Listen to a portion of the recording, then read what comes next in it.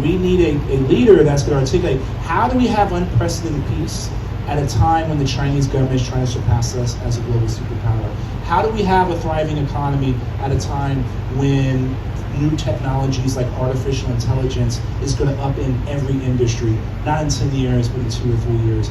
How do we have world-class education at a time when our kids have the worst grades in math, science, and reading?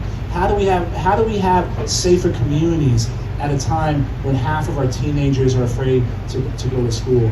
This is ultimately what we need, and we need someone who has the experience of knowing your enemies up close and personal, who has the foreign policy experience of being been on the front lines, that have legislative experience in knowing how to get things done and cooperating with the other side, and then ultimately someone who has an intimate knowledge and understanding of technology, which is going to change all of our lives. And the reality is, if we want this experiment called America to work, and why is it always called an experiment? Because when it started, there hadn't been a democracy on the planet for 2,000 years.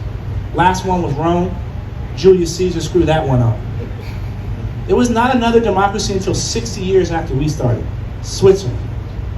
There's been only 14 countries that have been in democracy for more than 100 years. Democracy is fragile, it always is fragile, but what it requires from us to make this experiment going for another 247 years, like the last 247 years, is not the kind of sacrifice that our forebears have done.